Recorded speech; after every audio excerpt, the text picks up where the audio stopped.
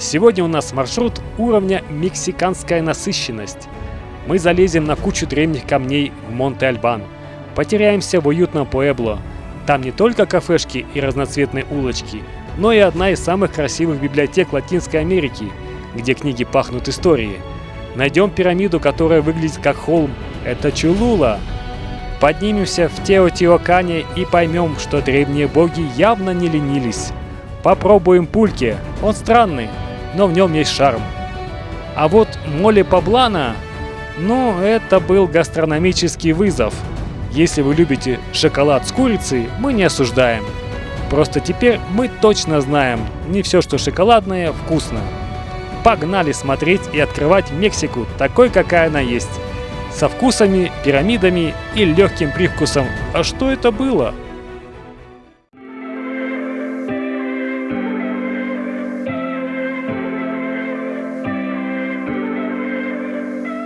Ну что, мы добрались до следующей достопримечательности, очередные руины майя, но здесь был большой город. Он расположен на вершине холма на высоте 2000 метров. Здесь есть небольшой музей. Наконец-то мы могли хоть посмотреть какие-то вещи из быта, из утвари. Мы сейчас все вам тоже покажем. Конечно, не такое сохранившееся место, как на полуострове Юкатан мы видели города. Но тем не менее такой впечатляющий, большой, масштабный город был. Сейчас мы пройдемся, покажем вам то, что увидим. Вперед! Это место буквально дышит историей. Добро пожаловать в Монте-Альбан, одно из самых впечатляющих археологических чудес Мексики, затерянное в горах штата Оахака. Монте-Альбан был основан примерно 2500 лет назад. Это один из самых древних и крупных городов доколумбовой Месоамерики. Он просуществовал более 1000 лет. Город построен на вершине холма, что дало жителям стратегическое преимущество. Видно всю долину Оахаки, как на ладони. Ученые считают, что Монте-Альбан был не только религиозным и политическим центром, но и важным торговым узлом. Здесь найдены одни из самых ранних примеров письменности в Мексике – глифы сапотеков, которые до сих пор не до конца расшифрованы.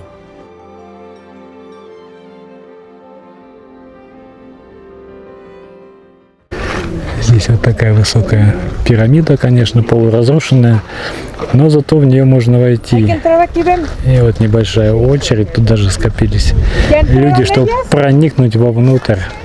Сейчас Оля проникнет внутрь руин майя, а я за ней. Здесь открывается внутреннее такое помещение, где сохранились фрески. Центральная площадь Монте-Альбана – это огромное пространство, окруженное террасами, пирамидами и храмами. Самое впечатляющее сооружение находится в центре. Среди них обсерватория, которая использовалась для наблюдения за движением Солнца и звезд. Архитекторы Монте-Альбана были настоящими мастерами. Они строили из камня без использования металлических инструментов, все вручную. Город буквально врезан в вершину горы. Кстати, с вершины открывается потрясающий вид. Сюда стоит подняться хотя бы ради этого. После падения Монте-Альбана, примерно в 9 веке нашей эры, его начали использовать микстеки. Они устроили здесь некрополи, где хоронили знать, украшенную золотом и нефритом. Многие находки сегодня можно увидеть в Музее культуры Оахаки, неподалеку от центра города. Монте-Альбан – это не просто музей под открытым небом. Это место силы, памяти и великой истории, которую до сих пор продолжают изучать археологи. Если вы будете в Оахаке, не пропустите шанс побывать здесь. Монте-Альбан удивляет и вдохновляет. Это портал в другое время, где ты можешь буквально пройтись по следам древней цивилизации.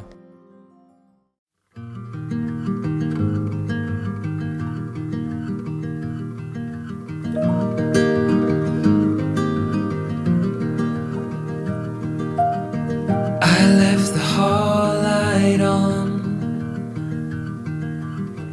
in case you come back home. I sent a text that I was wrong. Oh, won't you come back home? Why won't you come back home? В Мексике мы нашли вот такие 3 разновидности манго. Основной был вот этот желтый, мы его всегда покупали, потом вот такие большие появились, и вот это последний, который мы обнаружили, самый вкусный оказался, самый неказистый на вид, но такой сочный. Хорошо, что бабушка нам посоветовала его купить, мы даже не обратили на него внимания. Сейчас будем по очереди их разрезать и смотреть, какие они внутри. Смотрите, какие они внутри.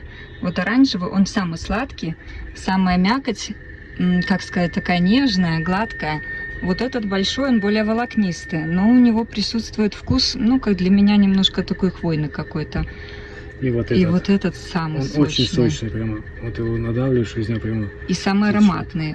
Я даже такого запаха манго не представляла. Самый вкусный. Прямо он... Нет, невозможно писать. Все, начинаем пробовать. Каждый день едим очень много манго.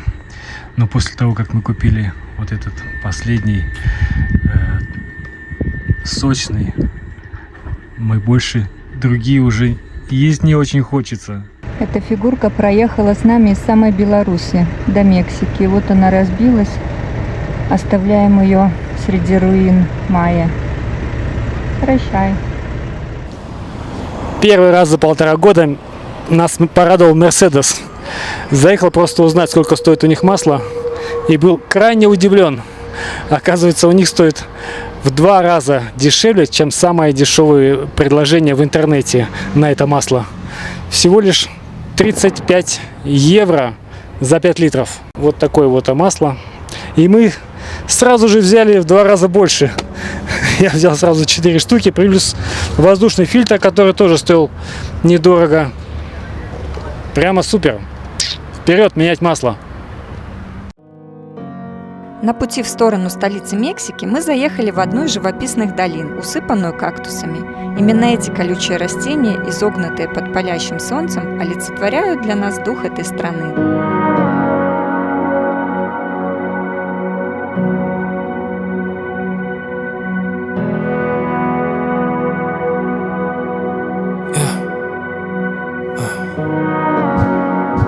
I've come to the end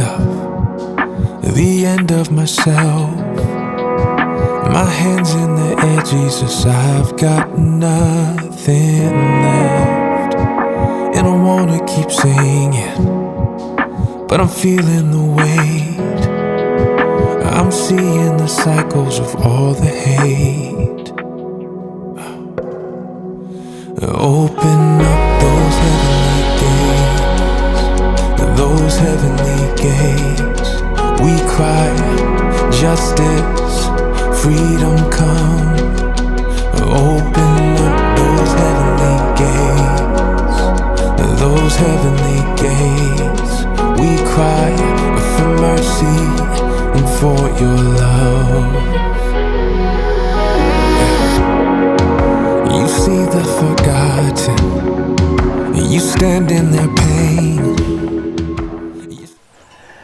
Вчера вечером ехали уже по горам, была жуткая жара, 44 градуса. И остановились в небольшом такой кабанос, парочку апартментов и небольшая площадка с кафешкой. Это была самая жаркая ночь. Поздно вечером была температура 33 градуса. Но благодаря тому, что здесь есть душ, а также у нас хорошие вентиляторы, мы спали в раздельных сверху и снизу местах. Вот. Было более-менее сносно. Так что сегодня утром проснулись. Вчера нас накормили перед сном. Вот. Утром сейчас проснулись. Здесь такая небольшая территория. Сейчас поедем дальше в сторону следующего большого города. Вот Оля. Еще нам рассказали, как кактусы готовят. Да, мы вчера здесь съели кактусы, приготовленные. Оля сегодня утром узнала, как они готовятся. Так что, может быть, при случае и мы сделаем кактусное блюдо. Так что вперед, мы заправились водой, все хорошо, едем дальше. Сейчас в Мексике сухой сезон, и это сразу чувствуется. Вся растительность выжжена солнцем, Кусты стоят голые, а земля потрескалась от жары. Но среди всей этой выжженной тишины выделяются кактусы.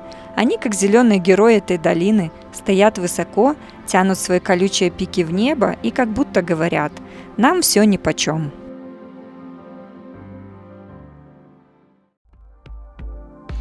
Добро пожаловать в Пуэбло, город потрясающих контрастов. Сегодня мы покажем, как здесь древность живет рядом с современностью. Взгляните на эту красоту.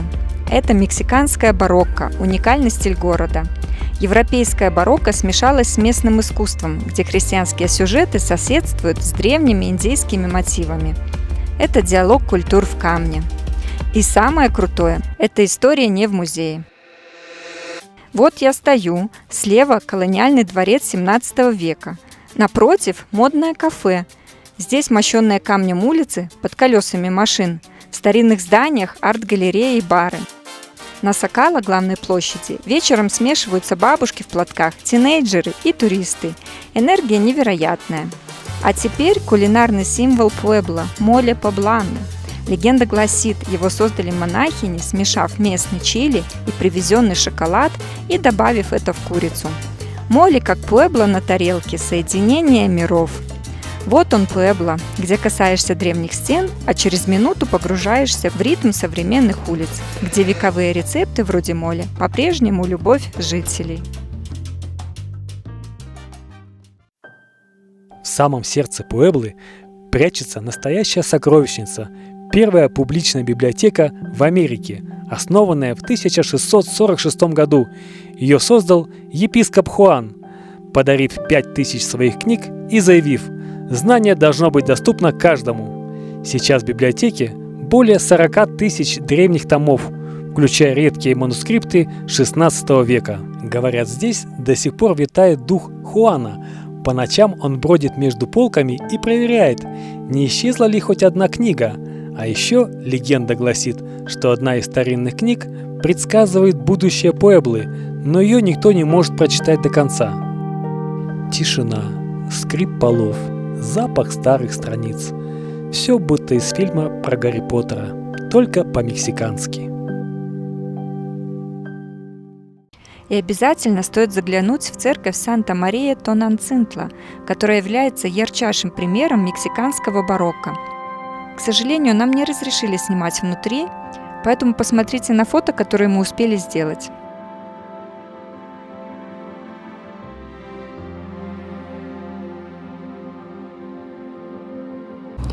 Остановились мы здесь на небольшом кемпинге.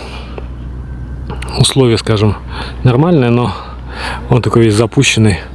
Розетки все не работают. Подключались с большим удлинителем. Пришлось купить 20 метров дополнительно кабеля. Зато территория такая зелененькая. Бассейн вот рядом. Туалет, душ и все есть. Горячая вода. Вот мы здесь в уголке приспособились под пальмой. В принципе, хорошо было. Сейчас пойдем на базар и в кофейню. Зашли в местное кафе. Здесь они сами делают какао, кофе. У них прямо здесь вот производство. Заказали местную традиционную кухню. Супчики, тортилью к ним подали, куриные супчики, добавки и вот их напитки фирменные. Посреди квас из гуавы. Он тянется, он густой, такой похож на наш березовый, но текучий. И вот это у меня мока, а у Андрея какао холодное. И нам показали, как растет агава, из которой делают пулки. Такой кактус мы часто встречали по дороге. Хозяин сидит и вручную перебирает зерна кофе.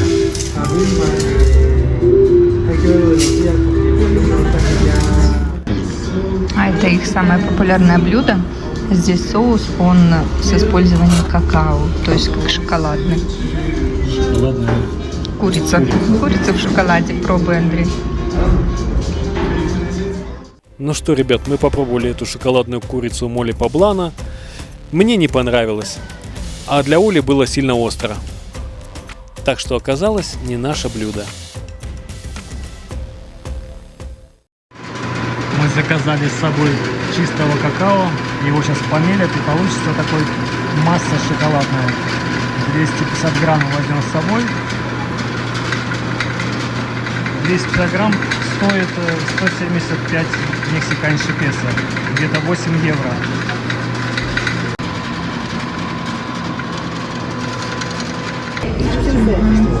Возьми здесь. Чистое какао, без сахара, без молока. Чистый шоколад, 100%. Они его пропускают несколько раз через мясорубку, чтобы она была однородная масса.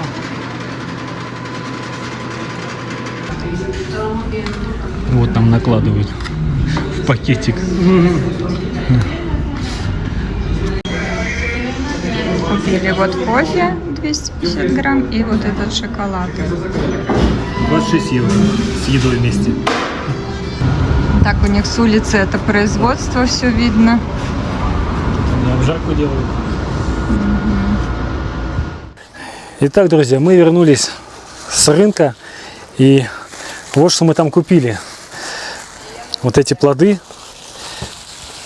Это кактус. Ну, кактус обычный, красный. Нам на рынке дали попробовать, очень вкусные, сладкие. Дальше, что мы взяли? Мы взяли вот 700 грамм чернослива, очень вкусный, прям вообще с косточками. Потом взяли килограмм таких вот среднеформатных фиников, тоже очень вкусные и очень дешево. Так, а потом мы зашли и нашли вот эти семечки. Нам сказали, что это русос тыквас. Русские семечки у них называются. Местные у них длинные. Потом мы взяли, что мы взяли? Мы купили вкусных помидор. Помидор купили. А также мы взяли вот этот мой шоколад. Вот, запечатанный. И Оле взяли кофе. Вот такой кофе, который они тоже помололи. А дальше что у нас? Ну и, конечно же, вот это манго. Мы нашли то манго, которое мы хотели, которое очень сочное и имеет необыкновенный вкус. Мы взяли тут 2 с лишним килограмма. Вот. Больше мы ничего не стали таскать. Пойдем завтра, может, еще что-нибудь докупим. Так что вот такие у нас запасы получается. Поскольку кафе располагалось рядом с нашим кемпингом, мы заглядывали туда не раз. Особенно нам полюбились шоколадные напитки и квас-пулки.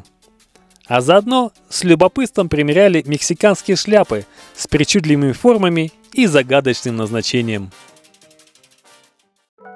Выехав из кемпинга, мы отправились в загадочное место под названием Чалула, где на вершине древней пирамиды возвышается церковь Пресвятой Девы Утешительницы. Холм, на котором стоит церковь, не природный, а величайшая пирамида Мезоамерики. Ее основание 450 на 450 метров, больше, чем у пирамиды Хеопса в Гизе, а высота составляет 66 метров. Церковь была построена испанскими колонизаторами прямо на вершине священной пирамиды. Это был мощный символ победы христианства над язычеством. Хотя есть теория, что испанцы думали, что это естественный холм, так как пирамида полностью заросла. В Чалуле плотность церквей одна из самых высоких в мире, здесь их около 40.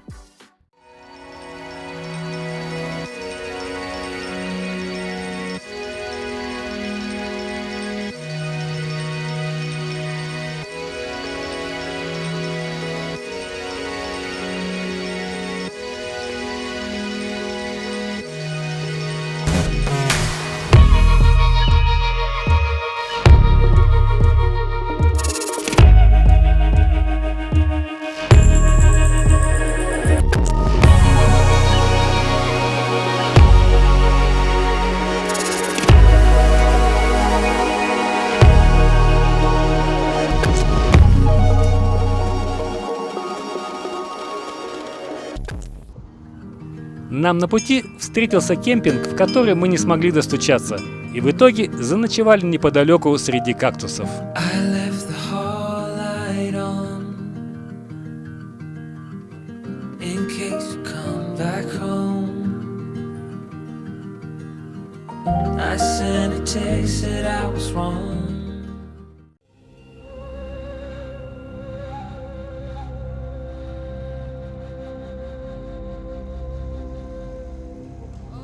А на утро мы отправились в кемпинг, где встретили путешественников из Бельгии, с которыми раньше пересекались в городе Туле.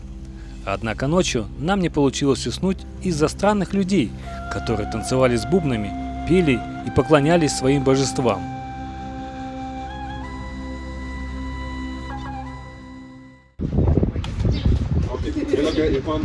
Ну что, друзья, мы наконец-то добрались до самых больших пирамид Майя. Позади нас пирамида Солнца. К сожалению, мы сегодня немножко проспали, пришли более чем на час позже запланировано. Так как мы опоздали на час, то народу здесь уже довольно много становится. Мы сейчас пройдем дальше и попытаемся подняться на пирамиду. Мы еще не знаем, возможно ли это или нет, но скорее всего да, хотя бы частично. А потом пойдем в ту сторону, там находится пирамида Луны. Теотиуакан. На языке ацтеков – место, где родились боги. Один из самых загадочных городов Мезоамерики, процветавший между II веком до нашей эры и VII веком нашей эры. Пирамиды Солнца и Луны – его ключевые сооружения, а соединяет их дорога мертвых. В эпоху расцвета город занимал 28 километров квадратных, а население достигало 200 тысяч человек, больше, чем в Риме того времени. Высота пирамиды Солнца 64 метра, основание 225 на 225 метров. Это третья по величине пирамида в мире после египетской пирамиды Хеопса и мексиканской пирамиды в Чолуле. Ориентирована на точку захода Солнца 29 апреля 12 августа. Это ключевые даты для теотиуаканского календаря, связанные с началом сезона дождей и уборки урожая. Именно в эти даты Солнце заходит ровно за пирамиду. Пропорции пирамиды и ее расположение в комплексе идентичны пирамидам Гизы. Вершины пирамид Солнца и Луны находятся на одном уровне, как у Хеопса и Хефрена. Пирамида, конечно, огромных размеров, не настолько, конечно, большая, как в Египте, но впечатляет очень. К сожалению, на эту большую нельзя подняться, а вот которая чуть поменьше, мы сейчас пойдем туда, мы там поднимемся, где-то до середины, наверное. Вот, посмотрите, какая она огромная. Вот такая вот пирамидина. Полицейские одного нарушителя забрали с пирамиды. Какой-то европеец был, сняли. В наше время под пирамидой обнаружили рукотворную пещеру длиной 102 метра и глубиной 6 метров. Изначально считалось, что это вход в мифическую прародину ацтеков, но позже выяснилось, пещера служила усыпальницей или ритуальным центром.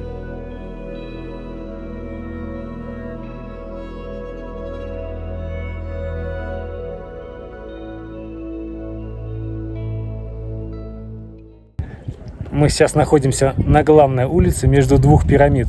Это большой такой проспект к пирамиде Луны. По бокам, по ходу, находились тоже храмы. И улица так оформлена. Видите, эти развалины.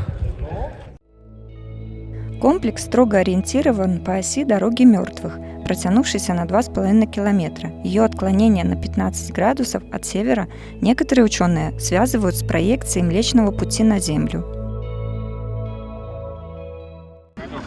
Вот мы сейчас находимся возле пирамиды Луны, вот на этой площади. А до этого мы были возле вот этой большой пирамиды Солнца. Есть еще также пирамида Цветка. Вот она, такой комплекс из мелких пирамидок. И мы сейчас потом после отсюда пойдем в ту сторону. Вот такая тут схема. Пирамида Луны являлась символом воды и власти. Высота 42 метра, основание 150 на 130. Визуально кажется равной пирамиде Солнца благодаря расположению на холме. У подножия пирамиды стоял 3-метровый монумент, изображающий божество воды. Позже мы увидели его в Национальном музее антропологии в Мехико. Пирамиды соседствуют с храмом пернатого змея в цитадели. Его фасад украшен каменными головами змеев, символизирующих связь земли и неба. Благодаря особой конструкции звук у пирамид усиливается. Шепот у подножия пирамиды Луны слышен на вершине. В VII веке город был заброшен. Причина неизвестна, скорее всего, засуха из-за извержения вулканов или нашествия тольтеков.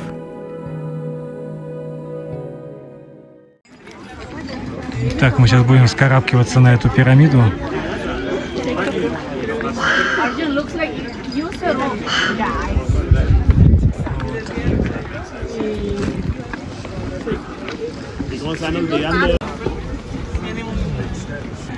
Обессиленная Оля поднялась на пирамиду. Ну, правда, всего лишь 1/3. На что можно подниматься, дальше уже нельзя.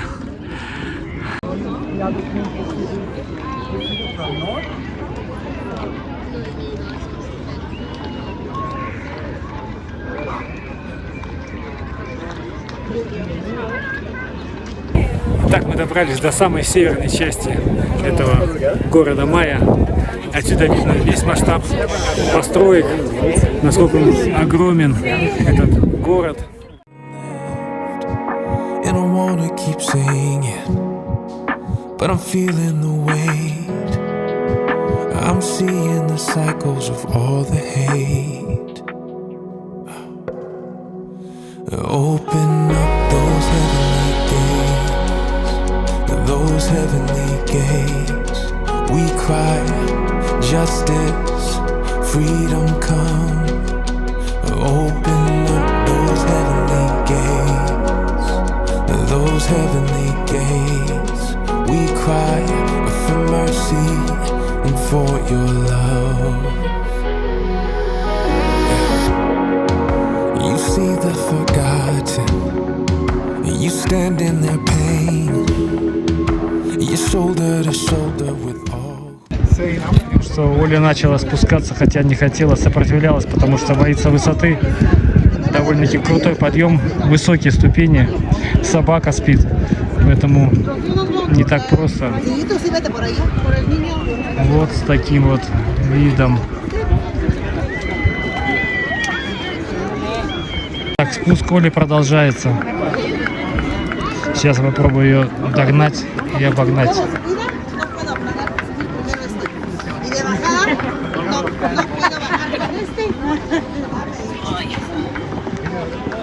Спуск Оли очень долгий. Давай, Оль, не скучай. Давай, Вася. Смотрели Ералаш, когда бежали мальчики. Один воду не нанес. Вот такая же у нас история. Оля все еще продолжает свой спуск. Очень высокая пирамида. Уже полчаса спускается.